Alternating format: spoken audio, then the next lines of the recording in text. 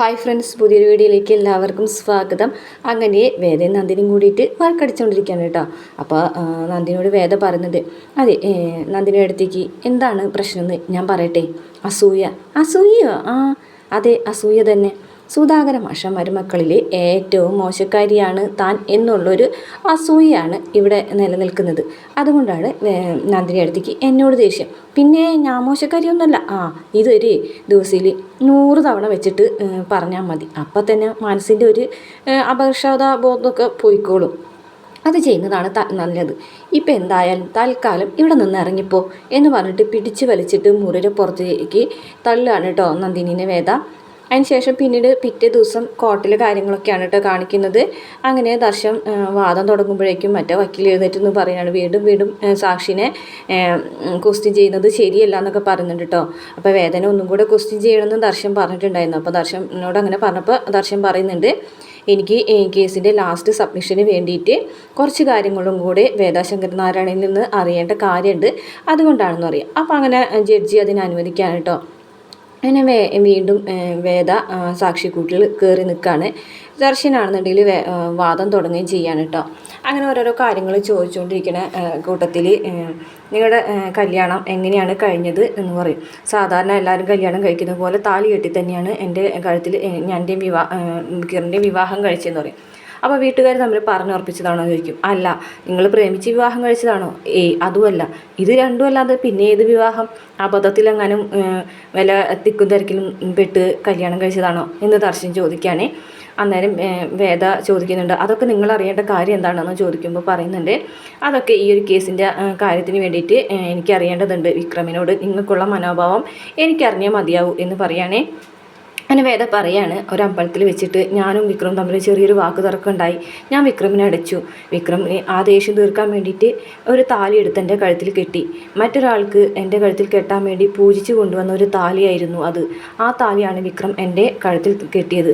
ആ അമ്പലത്തിൽ വെച്ച് നടന്ന ഒരു താലികെട്ടായതുകൊണ്ട് ഞാനത് മനസ്സുകൊണ്ട് അംഗീകരിക്കുകയും ചെയ്തു. അങ്ങനെയാണ് ഞങ്ങളുടെ വിവാഹം കഴിഞ്ഞെന്ന് പറയും.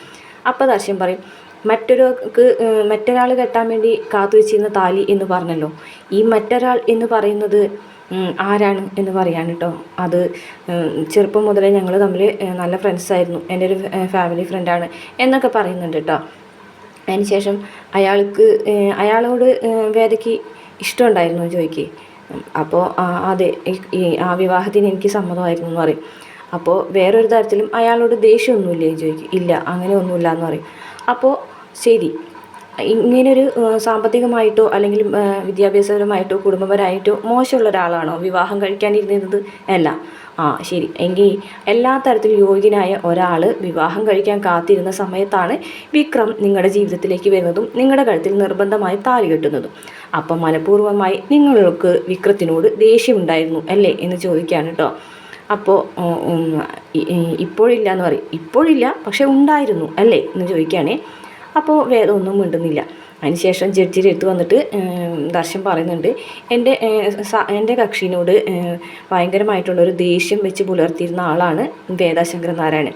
വാസവൻ്റെ കൂടെ കൂടി എങ്ങനെയെങ്കിലും വിക്രത്തിനെ ജയിലിലാക്കണം എന്നുള്ളൊരു വാശിയുമായിട്ടാണ് ഇതുപോലൊരു കള്ളസാക്ഷി പറയാനായിട്ട് വേദാശങ്കർ നാരായണൻ ഇറങ്ങി പുറപ്പെട്ടത്. എൻ്റെ കക്ഷി വാസവനെയോ അല്ലെങ്കിൽ വാസവൻ്റെ മകനെയായിട്ടോ യാതൊരു ബന്ധമുണ്ടെന്ന് തെളിയിക്കാൻ ഇതുവരെ പോലീസിന് കഴിഞ്ഞിട്ടില്ല. അങ്ങനെ ഉള്ളിടത്തോളം കാലം വിക്രം തെറ്റുകാരനല്ല എന്ന് പറയും.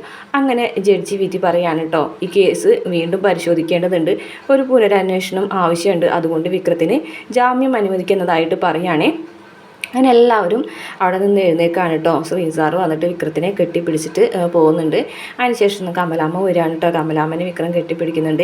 എനിക്കറിയായിരുന്നു മോന് ജാമ്യം കിട്ടുന്നുള്ള കാര്യം. എൻ്റെ മോൻ അങ്ങനെ ഒന്നും ചെയ്യില്ലാന്ന് എനിക്ക് നല്ല ഉറപ്പുണ്ട് എന്നൊക്കെ ഇങ്ങനെ പറയുന്നുണ്ട് കേട്ടോ വിക്രത്തിനോട് കമലാമ്മ. അങ്ങനെ കോടതിയിൽ വെച്ചിട്ട് ആ ഒരു സന്തോഷങ്ങളൊക്കെ കഴിഞ്ഞ ശേഷം പിന്നീട് കാണിക്കുന്നത് വേദൊരു സൈഡിൽ മാറി നിൽക്കുകയാണേ.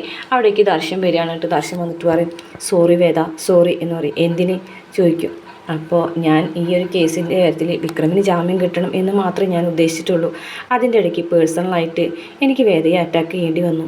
സോറി, എന്നോട് ക്ഷമിക്കുക എന്ന് പറയട്ടോ. അത് എന്തുകൊണ്ടാണെന്ന് ചോദിക്കാൻ വേണ്ടിയിട്ടല്ല ഞാനിവിടെ നിന്നത്. പക്ഷേ ദർശൻ ഇങ്ങനെ ഒരു കാര്യം പറയണമെന്നുണ്ടെങ്കിൽ വിക്രത്തിൻ്റെ ഭാഗത്ത് എന്തെങ്കിലും ഒരു ധാർമ്മികമായ ഒരു കാര്യം ഉണ്ടായിട്ടുണ്ടാവും.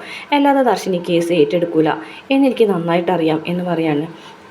അപ്പോൾ ദർശനായി ഒന്നും പറയുന്നില്ല കേട്ടോ.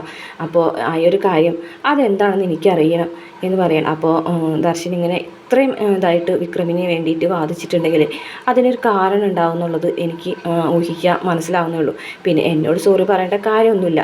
സാധാരണ വക്കീലന്മാരാകുമ്പോൾ ഏത് രീതിയിലും കേസ് ജയിക്കാനല്ലേ നോക്കുള്ളൂ. അതിന് വേണ്ടിയിട്ട് പേഴ്സണൽ അറ്റാക്കും അതുപോലെയുള്ള കാര്യങ്ങളൊക്കെ ഉണ്ടാവും. എത്ര മനുഷ്യന്മാർ, എത്ര ആടുകൾ പട്ടികളായിരിക്കുന്നു കോടതിയിൽ വെച്ചിട്ട്, അതൊന്നും കുഴപ്പമില്ല. പക്ഷേ എനിക്കറിയേണ്ടത് ഈ ഒരു കാര്യം മാത്രമാണ് എന്ന് പറയും. അപ്പോൾ വിക്രമല്ല ദർശൻ പറയുന്നുണ്ട്, ഞാൻ ഈ കേസിൻ്റെ വക്കാലത്ത് ഏറ്റെടുത്തതിൽ എൻ്റെ പിന്നിൽ വേദയുടെ അച്ഛൻ ശങ്കരനാരായണനും കൂടി ഉൾപ്പെട്ടിട്ടുണ്ട് എന്ന് പറയട്ടോ. അത് കേൾക്കുമ്പോൾ വേദ ആകെ ഞെട്ടിപ്പോവുകയാണ്. എന്ന് പറയട്ടോ. അതെ, വേദയുടെ അച്ഛനും കൂടി ഉൾപ്പെട്ടത് കൊണ്ടാണ് ഞാൻ ഈ കേസിൻ്റെ വക്കാലത്ത് ഏറ്റെടുത്തത്. അതുകൊണ്ട് ബാക്കിയുള്ള ചോദ്യങ്ങളും പറച്ചിലുകളൊക്കെ അച്ഛനോടായിരിക്കും എന്ന് പറയാൻ കേട്ടോ.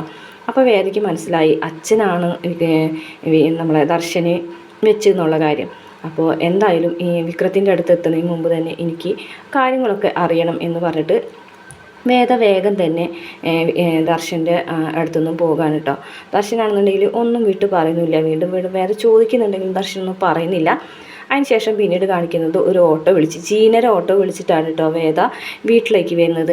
അങ്ങനെ വീട്ടിലെത്തി വരുമ്പോൾ തന്നെ മുത്തശ്ശി ഓടി വന്നിട്ട് പറയുമോ, ശങ്കര ദേ വേദ വരുന്നുണ്ട്. ആ വന്നോ? എനിക്കറിയാം ഇപ്പോൾ വരുന്നുള്ളത്, എന്തുകൊണ്ട് എന്നുള്ളൊരു ചോദ്യത്തിന് വേണ്ടിയിട്ടായിരിക്കും അവൾ വന്നത്.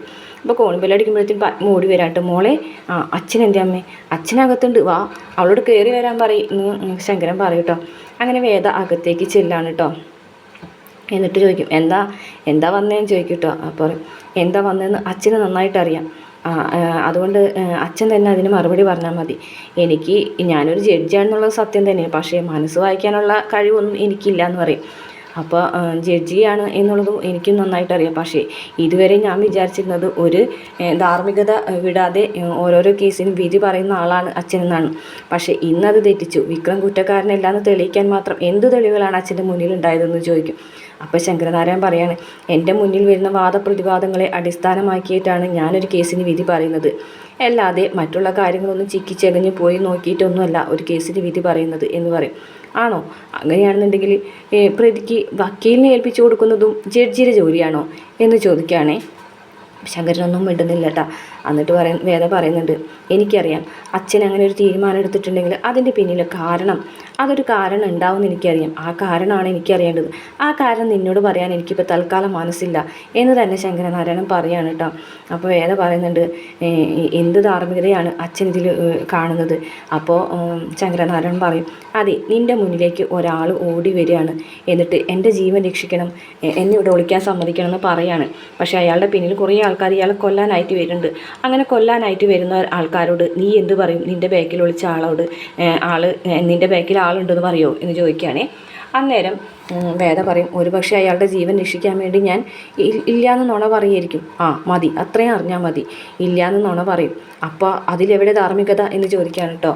എന്തായാലും എനിക്കിപ്പോൾ തൽക്കാലം ഇതിനെക്കുറിച്ചൊന്നും പറയാൻ ഇതില്ല. നിങ്ങൾക്ക് വേണമെങ്കിൽ വീണ്ടും ഈ കേസ് മുന്നോട്ട് പോകാമെന്നൊക്കെ പറഞ്ഞിട്ട് ശങ്കരനാരായണൻ പോകാണ് കേട്ടോ. അപ്പോൾ വേദയാണെന്നുണ്ടെങ്കിൽ മുത്തശ്ശിനോട് പറയുന്നുണ്ട്, ഇനി വിക്രത്തിനെ കാണുന്നതിന് മുമ്പ് തന്നെ ഇതിൻ്റെ പിന്നിൽ എന്താണ് നടന്നതെന്ന് എനിക്ക് നന്നായിട്ട് അറിയണം മുത്തശ്ശി. ഇവരെന്തൊക്കെയോ എന്നിൽ നിന്ന് വിളിക്കുന്നുണ്ട്, അതറിഞ്ഞിട്ട് ഇനി ഞാൻ വീട്ടിലേക്ക് പോകുമെന്ന് പറഞ്ഞിട്ട് വേദ അവിടെ നിന്ന് ദേഷ്യത്തോടുകൂടി തന്നെ ഇറങ്ങി പോകാണ് കേട്ടോ. മുത്തശ്ശി അമ്മയ്ക്ക് വിളിക്കുന്നുണ്ടെങ്കിൽ നിൽക്കുന്നില്ല, അങ്ങനെ തിരിച്ചു പോകാണ് കേട്ടോ. പിന്നീട് പ്രമോല് കാണിച്ചിട്ടുള്ള അടിപൊളി ഭാഗങ്ങളാണ് കേട്ടോ. അതായത് വേദന തട്ടിക്കൊണ്ടു പോകാൻ ശ്രമിക്കുന്നതിനിടയ്ക്ക് ജീനനെ മരിക്കുകയൊക്കെ ചെയ്യുന്നുണ്ട്. ജീന മരിക്കുന്നുണ്ട്. അതിനുശേഷം വേദയും വിക്രമും ഒരു കാട്ടിൽ അകപ്പെടുന്നുണ്ട്. അവിടെ വെച്ചുള്ള റൊമാൻറ്റിക് ആയിട്ടുള്ള ഭാഗങ്ങളാണ് കേട്ടോ പ്രമോല് കാണിച്ചിട്ടുള്ളത്.